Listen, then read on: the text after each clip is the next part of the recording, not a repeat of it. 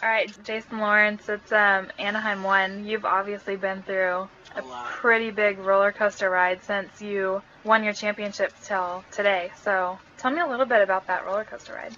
Yeah, it was tough. I mean, of course, when you look back in hindsight, everything seems a lot shorter than it was. So I mean, it doesn't seem like it was a long wait for me. But I know when it was October and stuff, I was feeling like I hadn't ridden for like a year, you know, like in competition, and now we're probably 6 months after the fact of me not being able to race, and now I have a chance to just come out here and prove to everyone, you know, I'm not a joke, that when I want to, I can definitely win the races.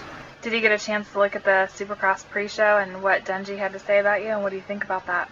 Yeah, I always find time to read or listen to what Dungey has to say about myself, but I mean, he doesn't really seem like he says anything that he hasn't said before, except now he thinks he's the most fit guy in the world, and he's perfect, and he was built to ride a dirt bike, he thinks, but that's not the case. I mean, if I go out there and I ride 15 laps somewhere close to as good as I can, I will for sure go across the finish line before that kid 10 out of 10 times. It's the truth. Now, what happened with the AMA? I know that they took away your license to race. How are you able to be here today?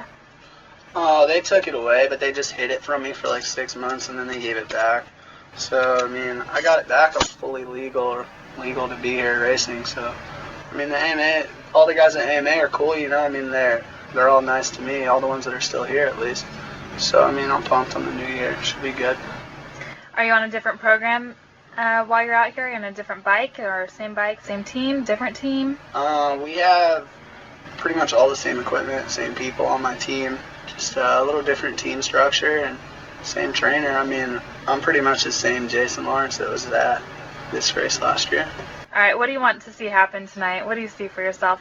Do you just want to make it through the first race, or do you want to be up on that podium to show everyone what's the deal? Yeah, I have kind of like a combination of goals. Like I definitely want to win the race. I mean, I'll be disappointed if I don't win the race, but at the same time, if I were in the top 4, I'd still be happy, you know, I'd still be successful. Just the only way I'm going to leave here and be really upset is if something happens and I get 0 points or 10 points or 9 points or something like that. I want at least like 15 points, stay in it, not be far out of it, because it's so short. It's such a short series. I don't see anyone crumbling again this year. Now, after all the upset that kind of happened with you, a lot of bad things were written about you, and what do you want your fans to know about Jason Lawrence? I don't even know. I mean, it's hard for me to even talk about the stuff that's on the internet, because there's so much in it.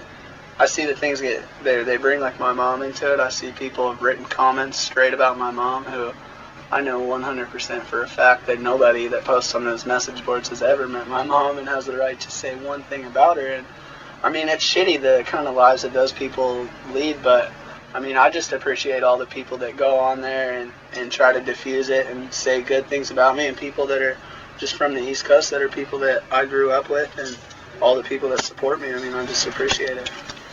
Who do you want to thank to get you to where you're at today? I just want to thank I see you holding up a Monster sign. I know that they have a lot to do with. I'd like to thank Red Bull.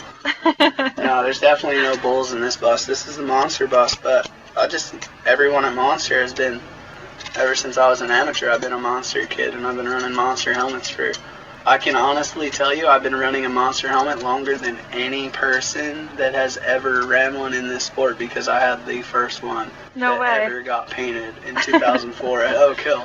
So you're all copycats. Monster's me. Full Monster kid. I'm the Monster.